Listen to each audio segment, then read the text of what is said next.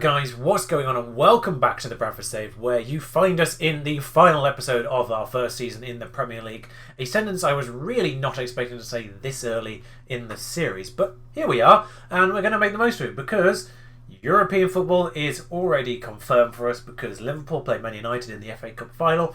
Liverpool have already won the Carabao Cup anyway, so no matter what happens here, I believe 7th gets... No matter what happens here, I believe 7th gets Euro Cup, Europa League football here on this situation. So that's great. But we can get 6th here with a point, and 5th is still up for grabs as well here. Bournemouth 2 points ahead. It is worth mentioning Bournemouth are on a 7-game winning streak right now. We're on our own streak since we last met, but I'll show you that shortly. And Tottenham have... Well, they've Tottenham a bit up, basically. I cannot say Tottenham as a verb. It's ridiculous. Arsenal have also not done anything really either since we last met. Tottenham have picked up 4 points in the last 5 games, which includes the game in hand they had over us. However, as we go into these final 2 games of the season, obviously the attention is of course on us, but I just want to draw you attention to a couple of other things obviously going on in the Premier League right now. First and foremost is the title. 2 points between Man City and Chelsea. It is going to be a new winner this year, following Man United and Liverpool the past 2 years. Of course, Man City won it in the first simulated season in this particular save as well, but Man City and Chelsea. The Liverpool defence has long been over. Despite only losing 3 times this season, they have drawn 8 times, and that has done them in for this. There is still actually a fight for third, sort of. There's 4 points between the two. And Liverpool play Newcastle in this next game. So, realistically, Liverpool have got third here because I really don't see Newcastle winning that match, which also makes the relegation fight interesting. Now, Watford and Wolves already confirmed. They've had awful seasons, the pair of them. Kind of sad to see both of those teams go there. They're 2 teams obviously with very promising ability right now in real life, but for some reason they've just collapsed in this save. Not entirely certain why. And well, they're off back to the Championship now. Cardiff 4 points behind Newcastle with 2 games to go. Now, as I said, Liverpool play Newcastle, so that's pretty much 0 points for Newcastle, one would expect here. Especially with Newcastle being away from home. Now, Cardiff are at home to Leeds, so that is a winnable game for Cardiff potentially here. And the last match of the season, the teams that play Newcastle and Cardiff are Cardiff and Newcastle. They play each other. So if Cardiff pick up a point from their match against Leeds, everything is still to play for in that final match, because if they get the draw against Newcastle, depending on, of course, how badly Newcastle lose to Liverpool, if they do indeed lose to Liverpool, then their goal differences are going to be reasonably comparable. So any win for Cardiff would probably get them safe. So everything to play for Newcastle, of course, my actual supported team, still to come. So I'm nervous for them in this situation. Life of a Newcastle supporter is never easy, even in simulated football managers. But of course, we're all about Bradford City here, really, so let's have a look how we've gone since we last met. By the way, just before I go, Man City's goal difference, 71.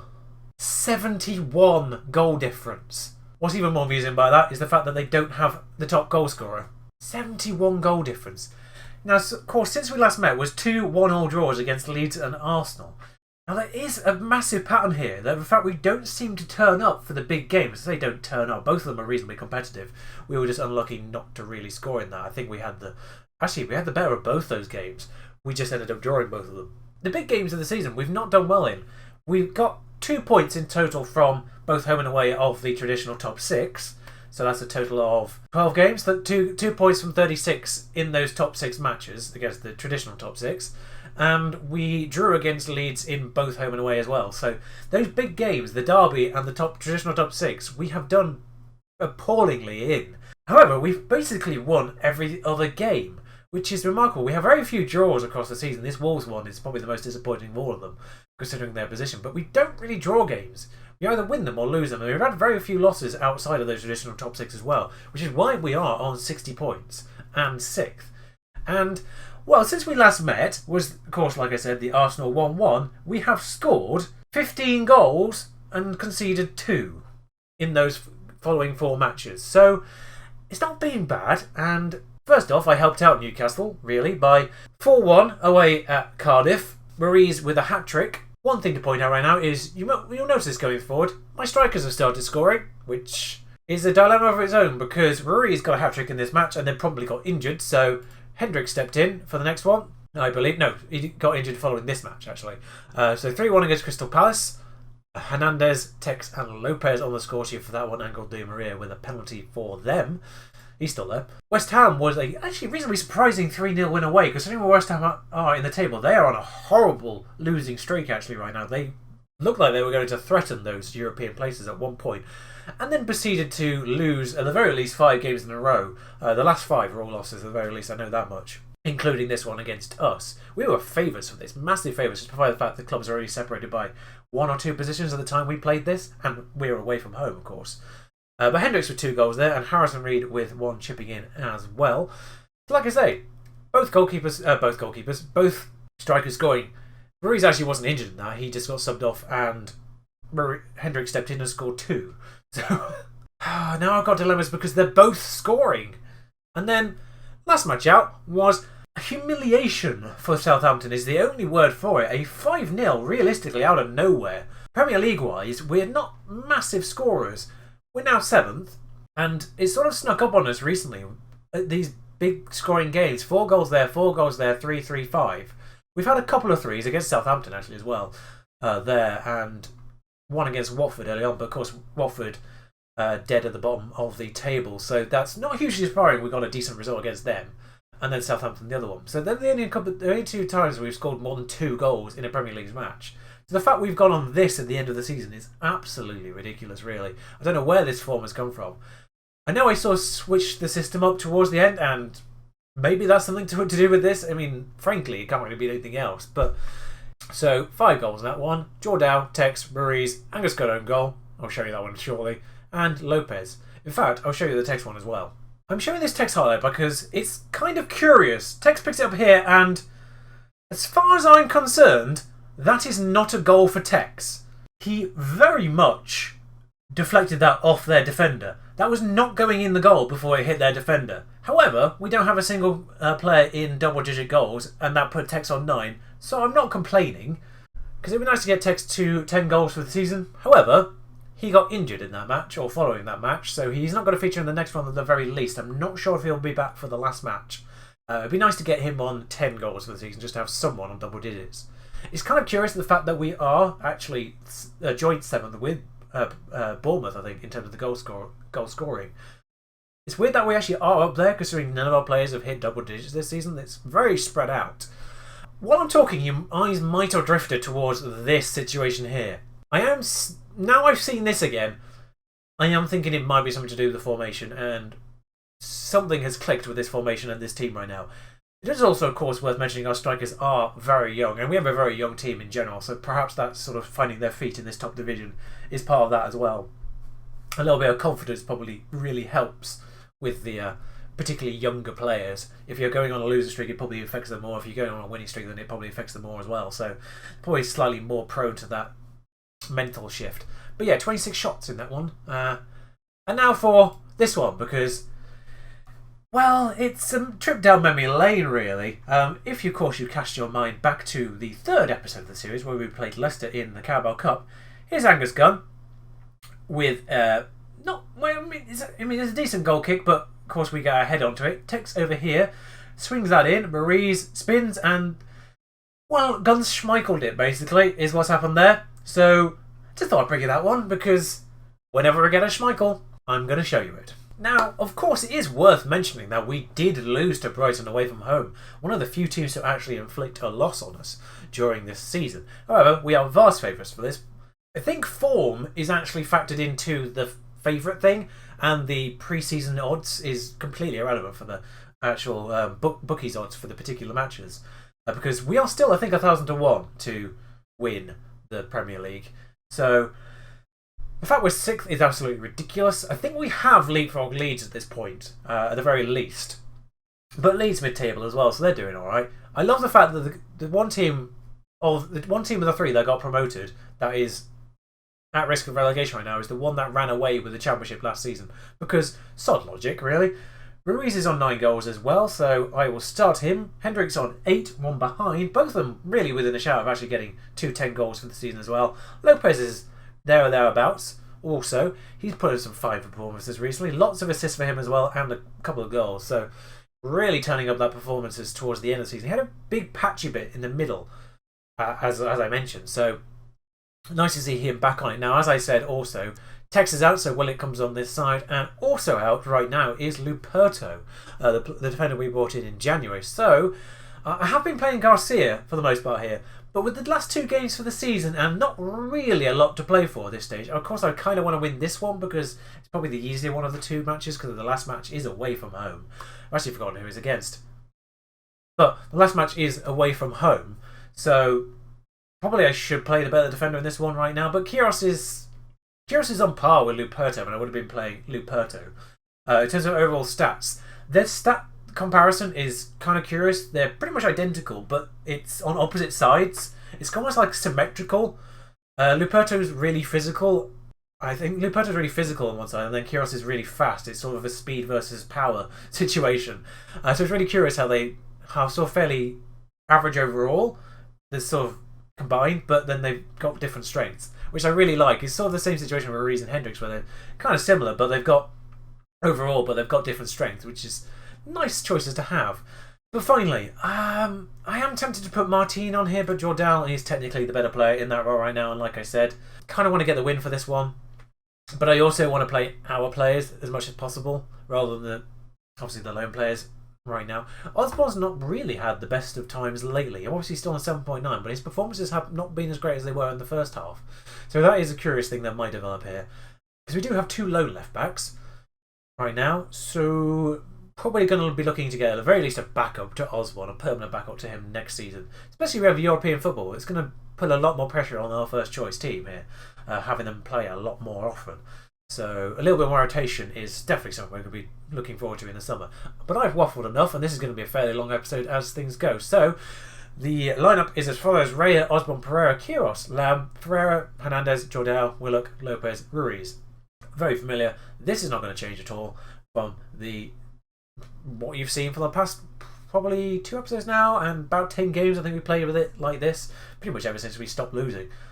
We're hoping this for a reason. Let's do... why does that one never work? I don't know why I clicked it. Faith always seems to do the trick, and I'm still on director mode from the highlights. I'm going to leave this on all 20 because I want to pay attention to the bottom of the table. There we are. We can enjoy 2D once more, as both kits are in their home colours. This opening highlight has gone on for a solid 15 seconds right now, so I'm not sure if something's going to come of this. This normally disappears within about 5 or 6 if nothing's happening here. So Hernandez off to their player that I can't pronounce. Lam. Osborne. I think this might actually be a genuine highlight. That's audacious. Vrajkovic gathers, and it's not completely gone yet, this highlight, actually, so that might not have been what this was getting at. Osborne. Jordal. I'm going to continue commentating as if something's going to happen here. Jordal. Lopez has run onto that nice and free, got away from his marker number 16 there. Into the middle. Not got that. Hernandez. Into the middle. Jordal scores! 1-0. 1 minute. 1-0. 1 shot. And as things stand, guaranteed 6th. 1 minute gone, and this is what's happening. Hernandez into Jordal. The 2 forward central midfielders connecting there as Jordal goes for the forward roll celebration. Of course, a play that we're not going to have because the transfer has already been arranged. It's sort of a player I might have actually looked into actually getting on a permanent basis had that not happened. But 11 minutes have vanished in the meantime, and we are now sitting on 12 as the highlights pick up again with Jordal in the middle. Number 41, because I gave all the numbers out at the start of the season and ran out of them, basically. 41, Jordal here. From range, goes for it. I mean, he scored already. His confidence is soaring. It looks like Tottenham are behind, or not playing. I don't think Tottenham are playing, actually. That's why they've not picked up a point. So, Liverpool are already up against Newcastle. So, there we go. That's the situation that's already happening. That prediction, let's be honest, it would be a short bet. Let's say Liverpool versus Newcastle there. And we have had 12 shots by 30 minutes gone. This is turning into a... Brighton have just had a couple, so it's not a complete whitewash at this stage. Got kind of worried there for a second, as nobody seemed to want to go for that ball. Lam Jordao out to Lopez, and here we go once more, pushing forward. 34 versus 34 here. Lopez still on that ball. Goes for... Oh, that would have been an excellent goal if he scored that. That was a mighty run. They just let him run through there. What's happening there? We've only had 4 shots on target, though. That is slightly disconcerting at this stage. 4 of 16 is not a ratio I like to see here. But a good number of touches of the ball in the penalty area, whilst also simultaneously not having enough touches of the ball in the penalty area. You what?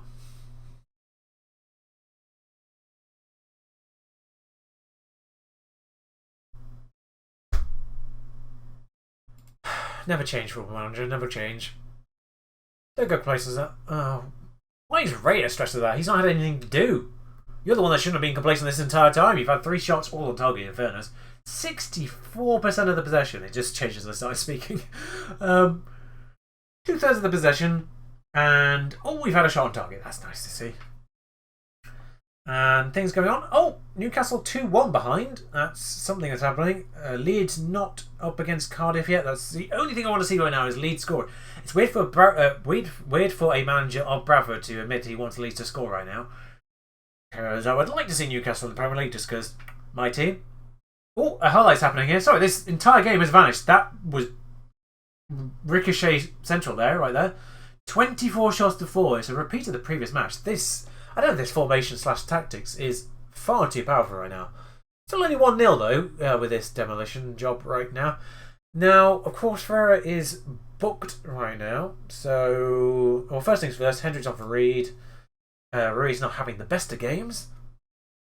I don't actually have a DM on the pitch. Now, Hernandez can go there. So can Jordao, actually. Jordao is actually pretty decent in that role, so that makes my life easier. Martin on for Ferreira there, and I'm just going to make all 3 changes, actually. Lopez isn't having the best of his games either. Of course, single him out. What do I get? 6.5. All 3 changes happening. 10 minutes to go. They've changed their entire front 3 as well, which is amusing. Taking a little while for this to kick in. There we are. All 3 changes done there. Osborne on the left-hand side. Hendricks, we've not really seen any highlights this half, so I got confused which way we were going there. Hernandez, probably going to hoof it from there. He does and scores. Well, that makes things slightly more comfortable. 2-0. Slightly more reflective of the game as a whole. I would like to see expected goals. Now, I've sort of looked around on this on the internet. Apparently, the creators of Football Manager aren't really big fans of things like expected goals, so probably won't actually see it in the game. But I personally would like to see it for a particular situation like this. I think that probably the reason why they don't like it in particular because it might show up their engine if it keeps going against the expected goals far too often. It becomes far much easier to say, oh, I've been Football Managered if the expected goals agrees with you. So, yeah, Jordao here, Pereira. This is not the end of the game highlight. There's still 2 minutes of injury time to go. So something could actually occur here. Willock pushes forward. Another audacious shot. We're not actually on. We don't actually have the work ball into box thing right now on, but I'm kind of regretting that as things stand. Arsenal have usurped Everton, and that is the only change right now. We are joint on points with Bournemouth now, though. There is a good chance for us to get 5th right now, which I think is the guaranteed group stage Europa League spot, opposed to having to fight it out in any form of preliminaries in 6th. It's weird that I'm having to think about that in our first season in the Premier League. I mean, the dream has to collapse at some point here. I've never had... I mean, I say I've never had a save like this. No, I've actually generally had never save like this where I've not had at least 1 season of struggle. But there we go, 2-0. In fairness, Bournemouth is a credible 1-1 draw against Chelsea, which I believe has actually handed Man City the title. 4 points clear, 1 game to go. Man City winners. And this situation at the bottom has actually occurred. Now, Newcastle kept it respectable. No, I was about to say respectable 2-1. Then Ballet got a penalty in the 96th minute. So, 3 goals, which is what they kind of needed to keep it at the very worst. Because a 1-0 win for Cardiff still won't do it. They need a 2-goal margin swing right now. Whew. In fact, they did go down and they got a 92nd minute equaliser themselves. You can't see any of this because it's all behind my face, I've just realised. Oh well. I don't know why I went for that complacent one, but it's stressed a couple of people out, but never mind. Full week to go between these two, and we'll join you for the final match of the season. Burnley away. Burnley away, that's what it is. Genuinely forgot. Ooh, this has happened right now. Board set initial budgets £600,000 per week with a budget of 60 million. So it's a 50% wage boost overall. Still not massive considering we are still only... Our total wage budget is half of that of Leeds, who are the next one up in 19th highest budget wise for wages. That's not a massive jump on the wage budget side of things, realistically right now, but it's a huge jump on the transfer budget. I think last season was still like 30 million. So it's doubled the wage budget and doubled the transfer budget and 50% higher on the wages. Considering the fact that we've got new owners in, I'm actually kind of happy that that wasn't a ridiculous leap.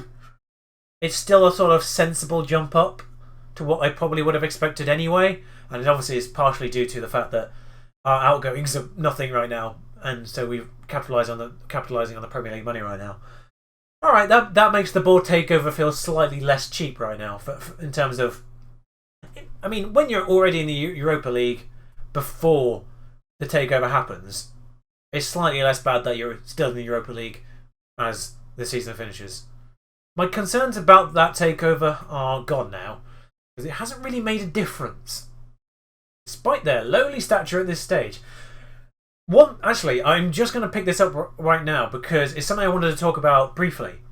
Our reputation actually isn't awful.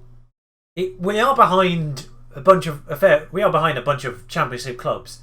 We're not actually that far down the reputation situation, which might be part of our success right now, because it's not like I've brought a team from way down the structure and we're sort of way behind, like a full tier behind on our reputation. We've not necessarily struggled to get in real quality players. It's made life a little harder. It's caused us to have to look a little deeper and a little younger on the sort of the general face of things. But I think that's probably part of the reason that we've not really struggled as much as I've been expecting to. Welcome back for the final match of this Premier League season against Burnley away here, and the only change is I'm going to bring the now fully fit once again Tex back into the first 11. No other changes, even on the bench. I'm going to keep Tormin as the backup rather than Gribbin, even though Gribbin is fit. I just feel like Tormin deserves a run out here maybe, so Tormin's on the bench here. Lineup is unchanged apart from Tex, so I'll run you through it again. And let's just get into this final game.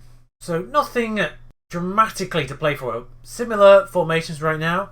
Lovely team talk. Off we go. Both teams once again. Oh no. We're in our away colours, of course, because of course we clash.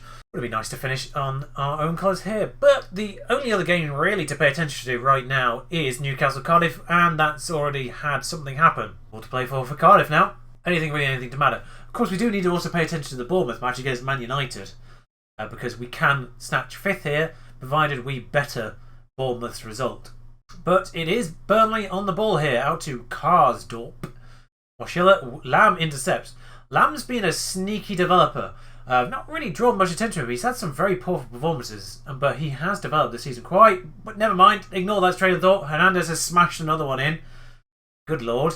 He actually just won Premier League Player of the Month, along with Young Player of the Month, with an average rating of 7.75 in the 4 matches in the previous month. 7.75 across those 4 matches. Absurd. And, well, his rating in this match is probably not going to be much worse after that goal. Yep, he's on an 8.1 already. Also worth mentioning, after our performances in this past month, all 3 top players of the month were ours. That's the thing that happened. I believe it was Lopez and someone else. I can't remember the third one now. But Burnley go close there. Smash that wide from close range. Oh, it might have actually been a save/deflection because it's gone to a corner. And, ooh, well worked corner. Gudmundsson is very tired for 36 minutes into the match. Garcia, hounded. Gibson, hounded further. Tries to get it to number 3 there, but Lam or Lopez was directly in the way there. Lopez, plenty of space for number 7, Tex. Get it to Tex. What happened there with that highlight? That just vanished. Bournemouth are equalised, but it doesn't matter, we're winning. Burnley have actually had more possession in this match, which was a rare thing to happen to us. Things are going well, you're capable of even better. 1-0 Bradford, off we go. Second half. As it says, Newcastle actually leave for Crystal Palace into 16th, which is impressive considering where they were about 5 matches ago. They won 2 in a row. I think they won 2 or 3 in a row, and then managed to leave for Cardiff in the process. They actually beat Manchester United in the process of that, which was impressive as things stood. However, not looking like that match result against Manchester United would have made a difference in the end of things, because they still would have been on 32 points without it. But good result nonetheless for them. Things going forward here. Kyrgios, Tex out on this side here. Now he's got a lot of space in to run to. Almost through-balled it to Ruiz here, but Heaton does collect that and passes that out to Boschiller on their left. That is a lovely 3-ball to McNeil, who equalises. Number 5 is Kiro. I'm not sure who number 5 is, but I might be able to see it here on the replay. Is number 5... Did I give number 5 to Pereira? I did, yes. I thought for a second there, I wasn't sure if Pereira ended up with a high number because of the shirt situation. No, Pereira is number 5. That was his fault. So that does put us back down to 6th as things stand, actually. But there's a highlight here, which is going to happen before I make any changes. Pereira collects that though on our side. Osborne is booked. Ferreira, Jordao out to Tex. Osborne on the overlap already. That's good to see. Tex running. Didn't get number 10. Goal number 10 was what he was looking for there and didn't get it. Here's a corner, and we will see this corner out before anything happens. Why am I making tactical changes? Apparently. That wasn't me. I didn't do anything. Burnley have come back into this, so let's get some players switched out. Lopez booked. Osborne booked. We have straight replacements for both of those. Osborne's actually having a good match, really. No one's actually playing badly. Jordao is probably the worst of the bunch on 6.7, which is not bad, really. Boschiller with a free kick on his opposite side to usual. Oh, that just goes wide. Nearly a loss. Doesn't make a huge difference, 5th versus 6th. But Bournemouth with very credible performance. They've actually not lost now in 9 games, as things stand. Poor Ruiz, so close. Not the striker you want the header going to, actually. His heading has improved this season. That was in his training report. Oh, Jordau's gone from a 6.7 to 6.4 in the space of 10 minutes. I don't know what he's done to deserve that, but he's coming off. Hendricks' heading was highlighted in his training report this time around, and it's up to 10. He's now average. But yeah, Hendricks is the striker with the heading ability. This highlight is the end of match, and Tormin smashes that wide. We've somehow had like 7 shots in the past 5 minutes out of nowhere. But we do end the season in 6th. Nothing changed there, sadly, for us. So I think we end up in knockout qualification situation. I've forgotten what that section is called. So we end the season on a very rare draw for us. Just the 7th of the season in that situation. And Newcastle Dinner winning that one 2-1. Cardiff with a sending off. So there's your table for the end of the season. Cardiff immediately relegated. So the good news is our fellow promotion team, Leeds, our local rivals, are still in the Premier League for next season. So that rivalry continues. The fact they're in 12th actually is pretty good. They'll probably get decent money out of that. So it would be nice to see Leeds. We're saying this as a Bradford manager, but it would be nice to see Leeds develop as a club as well. It would be nice to see the Leeds-Bradford derby be a high-profile derby alongside the Manchester derby and the Liverpool-Everton even. And, of course, the North London derbies and things like that. It would be nice to see Leeds-Bradford be a big thing again in the Premier League. So they'll probably be relegated next season. Ooh, 30 million. So this is what I've been waiting for, is the end of season stuff. I am also just going to take you through a quick trip across the English leagues. So here we are with the best 11. Chad Lamb is in the best 11 now, along with, well, Ben Osborne, Raya and Pereira have made entries onto it. Raya and Osborne are on the substitute list, and Pereira has gone straight in the defensive role. Pereira and Garcia are those two in that situation right now. Hangers on here, impressive hangers on are Wright and Scannell. How is Tex not in our first 11? How is Tex on the bench? How is this still a thing? Yeah, I kind of get Joe Rowney being still on the thing. And we did have Globovic for 1.5 seasons, so strictly speaking, he's been around longer than Raya as well. Of course, Garcia we've had for 4 seasons now, despite never actually owning him. It'd be very amusing if a lone player ends up our highest capped player of this save. Not sure we're actually going to bring Garcia again in next season. But player of this season is Tex. Guess this one. Very close actually between Tex and Lopez, and Pereira not actually a huge far way behind. Iker Martin, goal of the season. Ode Pereira, 1.3 million signing of the season. At the time, people thought that was over spending too much. And it was a release clause. Basically, they forced me into the release clause for that one. But it's paid off because he's there in our team of the season and best 11, full stop. And Tex young player of the season, of course. He's still only 22. It's hard not to forget it's easy to forget how young a lot of our players are still. Tex, despite being with us for a few years now, is 22 still only. So that's our team of the season, and probably pretty much the team you saw every single match, apart from, well, once we got Hernandez in, that was the team you pretty much saw most of the time. Pre-season expectation of relegation. Honestly, I want to put the Tottenham loss as the moment to forget. I would have put one of the losses to, say, like Brighton, as even though they're only 1-0. We were expecting to lose to Tottenham. We weren't really expecting to lose as much to Brighton. That's the match of the season. Not the 5-0 drubbing of, say, Southampton. I wonder if this factors in their final positions, actually. Considering Tottenham finished below us, of course, as well. And Bournemouth finished above us. Strictly speaking, Bournemouth were the best team that we beat in the end. Had a very tricky team meeting there. Sorry, I didn't commentate through it, but they gave me basically every option about where we wanted to finish next season. I went with top half, and they seemed to like that. So, genuinely gave me the option to say we can win the title next season. Genuinely gave me the option for that. I was tempted, but I knew they wouldn't like it. I was going to mention this during the episode, and I forgot to highlight it at the opening. We have been selling out Valley Parade every single match, bar about 2, I think it was, over the course of the season. And considering new investors, I was very much expecting this to happen. It is an enlargement. It's not a new stadium.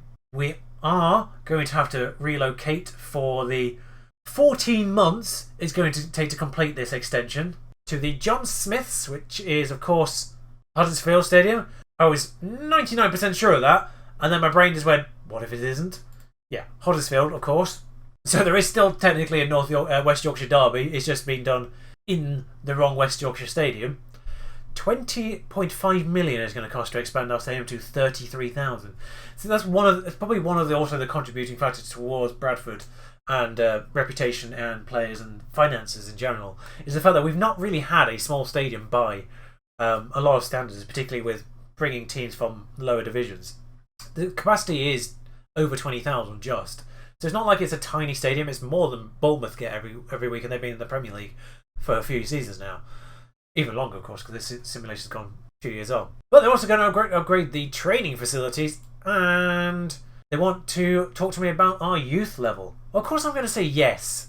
Necessary upgrades to apply our youth academy to be classified as a level 2. Now, of course, we do have one very decent looking prospect, and this is part of the reason why I want to show you the other leagues right now. I'll bring you back around to, of course, how we performed. Something I forgot to do at the end of last season is the performance of the club for the year. But I'm just going to bring you to the other leagues first. Now, the playoffs haven't quite finished yet. They've just done the first couple of things right now. But Huddersfield are going to be in the Premier League next season, which is something I just didn't really consider. Well, good news for the people of Huddersfield. You get to watch a Premier League match every single week in your stadium. Just half of them are going to be ours. That is also amazing news for West Yorkshire as a whole, because the Premier League is going to host all three major clubs, Huddersfield, Leeds and Bradford. I want to say for the first time, full stop, or at the very least for the first time in a very long while, if not, because you always seem to sort of miss each other in transit. West Brom are back though. I believe they've been bouncing back and forth in this simulation. And just a quick look at the playoffs as things stand. Final is not being dealt with yet. So they've only played one tie so far, but Sheffield United have got the advantage on Wednesday and Stoke got the advantage on Fulham.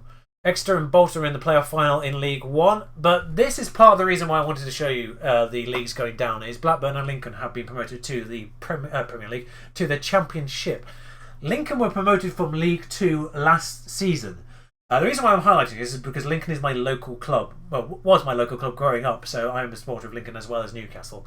Lincoln is always on my newsfeed in Football Manager. Danny Cowley finally got poached this season. Lincoln were in second at the point he got poached, and Lincoln ended up second in the end, so that's good news. Actually, who ended up managing Lincoln? I didn't see who came in. Andy Scott. Leeds manager at the start of this? Bristol for a couple of years. Lincoln got the promoted at the very least. But this is why I brought attention to Lincoln in general, is the fact that this player here, Jamie Dunk, is ours. We sent him on loan for the second half of the season. There's something I highlighted actually in the transfer episode. He is our best youth prospect. He's 18, and you can see on this right hand side, he's actually only half a star behind Luperto. Anyway, back to the actual important things. Jamie Dunk. He's 18 and these are his physicals, and he has tackling 16. Now, he is let down by marking and heading as things right now, and overall he is Sky Bet League 1 level. There is a genuine possibility that I don't send him out on loan next year and actually play him. Considering the level of rotation we're going to have with European football, it's a genuine option I actually keep him around. But I'm also tempted to send him back to Lincoln next season to make sure they stay in the Championship. Also love the fact they've got a player that basically translates to Robin Vinegar. Just to complete the situation, Swindon and Hartlepool out of the football structure altogether. Oh, Swindon, that's a harsh Swindon there. Blackpool play with Notts County. Solid bet for Notts County. They're not out of the Premier. Notts County aren't out of the league structure entirely, which is nice to see. The other reason why I showed you the Lincoln thing is actually not to do with Jamie Dunk, who is of course our player, is because the Danny Cowley situation. Now, whenever I play Football Manager, I always have Lincoln on the feed, as I just said. Danny Cowley pretty much always gets poached in the second season of Football Manager. Typically, Lincoln get promoted straight away, and then Danny Cowley gets poached by a Championship club. It took a couple more seasons this time round, but sure enough, as soon as Lincoln get promoted into League 1, during the following season, he got poached by Birmingham, who are going to pass Lincoln on their way down. So that's what you get for poaching Lincoln's manager, is relegation. In fact, they only just got relegated. That, it's super close for Swansea of all clubs. But here we are on the year view thing. Something I forgot to do last season is going to be the last part of this episode.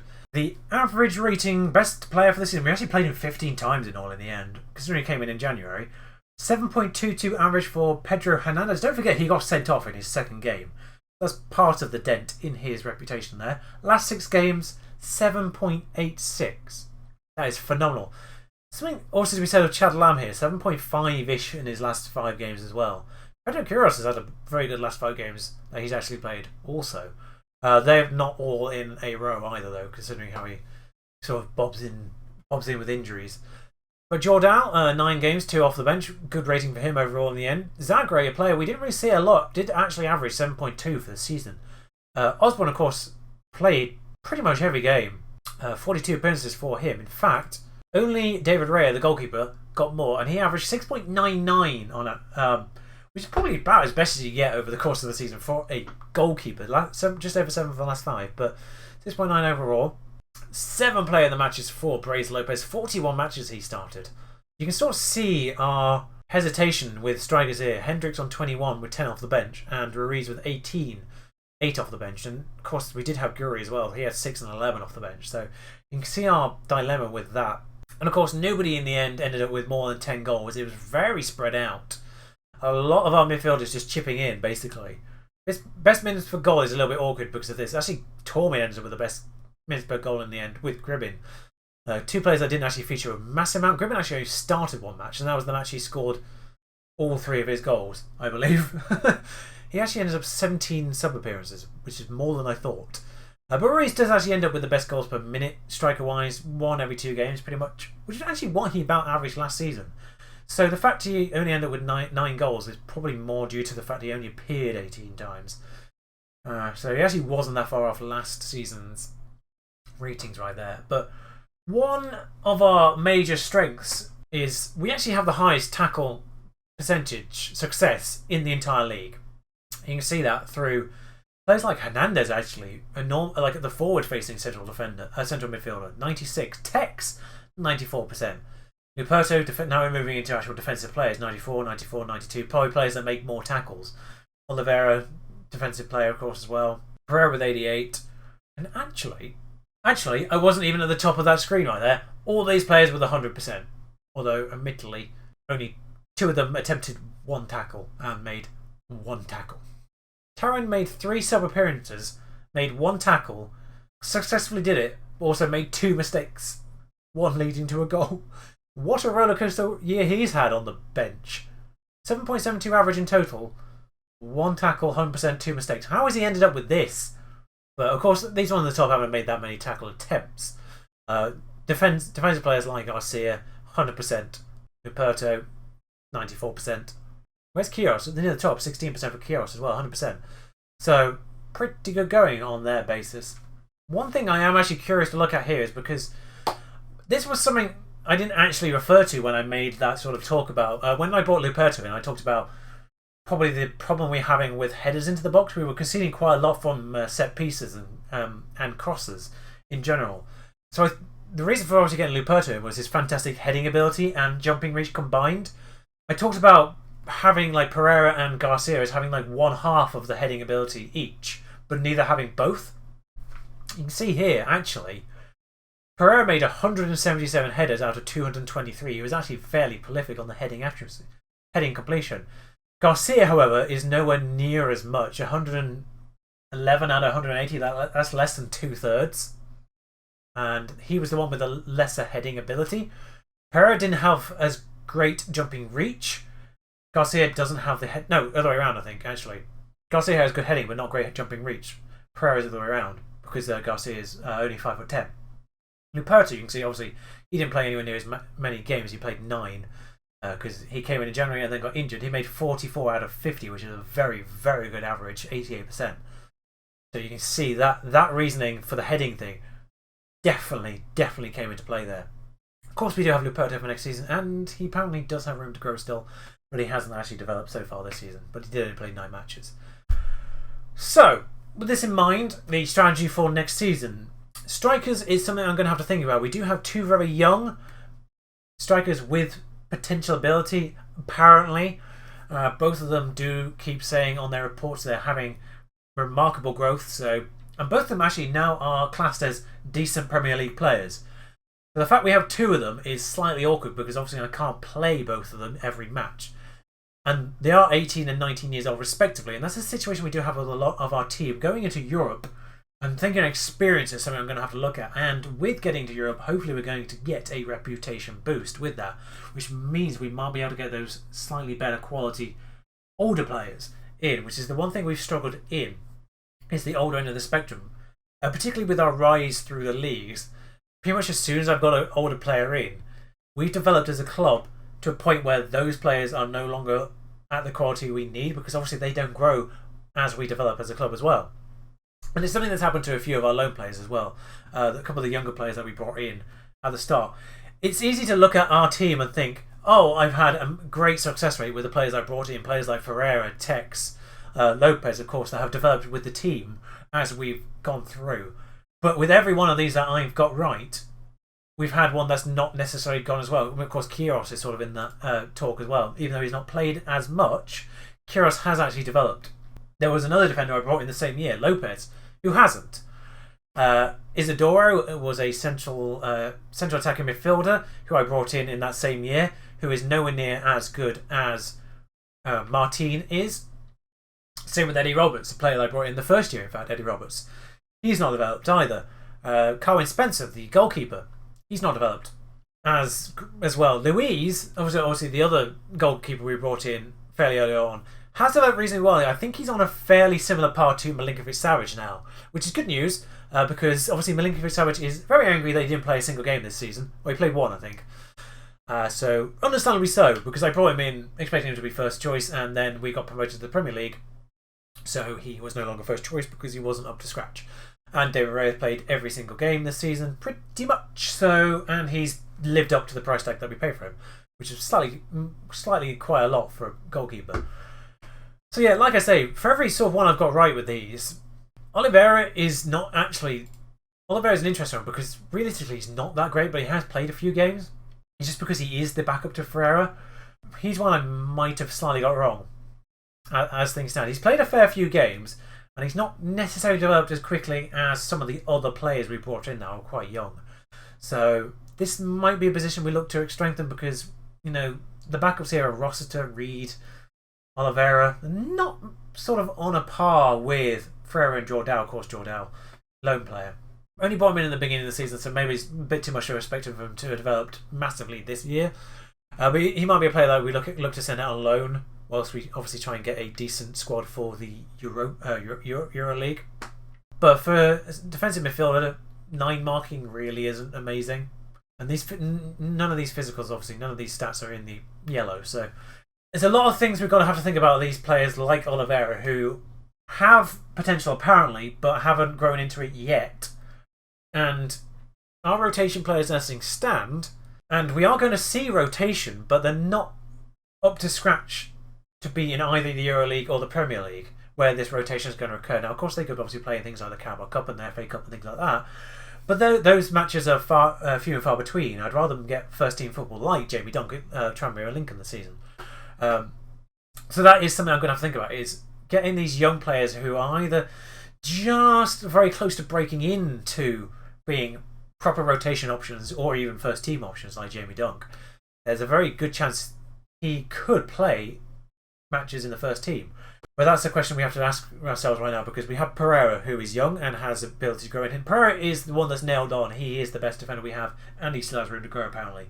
Kyrgios is sort of the same. He's just a little bit behind, and then Jamie Dunk is just a little bit behind that. So there's a lot of things to be thinking about there. Is, do I get a fourth defender in with experience? Luperto's there, of course, as well, but he is very much probably going to be either... I think he's probably going to be like the Premier League starter. I don't know. It's things I'm going to have to think about, and I've rambled on long enough at the end of this season. Of course, we do have a lot of dead wood to get rid of as well. Players like Dominguez who haven't featured just because they're not up to scratch. Of course, Kenny's the player I brought in as a backup. Hasn't featured at all because Chad Lamb has never been injured and never needed to be subbed. Jack Byrne, obviously a player that's probably going to go. Roster's probably going to go. So things I'm going to be looking at is obviously more experienced players and probably English players as well because we are running quite low on those. The good news on that front is the end of this season in June, pretty much all of them is players like Kyrgios and all those players I brought in that season become homegrown club players, which is fantastic news on the eve of us getting into Euro because that's when we start having restrictions on homegrown players again. Premier League doesn't have that restriction, but the Euro League does, I believe. So that's going to hit us just as we get players that qualify, thankfully. So I'm not entirely certain I actually need to get homegrown players, but it would be nice to have a few English players just for my own contentment. I think the best word is for that. But anyway, thank you for joining me this season. It has been a season of pure bafflement, really. Apart from this blip where we played basically every top 6 team, we have had a phenomenal season and I have no idea where it's come from. But long may it continue. And next time round, we're looking at doing reasonably well in the Euro League, trying not to slip off, and we've got to think about Champions League now. We have to think about it. We've got 6th this season. We have to think about Champions League as the next step now, which is not something I was expecting to say at this stage. I know I said that sentence at the start about not expecting to say about being in the Premier League, but we have to think about Champions League next season now. But I will be happy if we make EuroLeague again. I'll be happy if we don't drop out of the top half, frankly. I'm actually more just hoping to having a reasonably... I want to have a decent campaign in the EuroLeague, and I want to have a good Premier League campaign again. I want to very least be challenging for the EuroLeague again. Can we do it? Find out on the next chapter. Of course, next time around will be all the transfers over the summer. It's probably going to be a fairly long window for me in terms of investment and searching right now. So what's going to be a pretty long gap for me is going to be non-existent to you guys, and I will see you again following that. Thank you for joining me on this. Thank you for obviously bearing with me with my week off. It's been a very productive for me, and I hope you've actually. I feel like I've got renewed vigor again. The grind was slightly getting to me as I took that week off, and I feel like I've come back much stronger for it as well. I kind of hope that's been reflected, and I really hope you've enjoyed this so far. Thank you for watching. Until next time, ta-ra.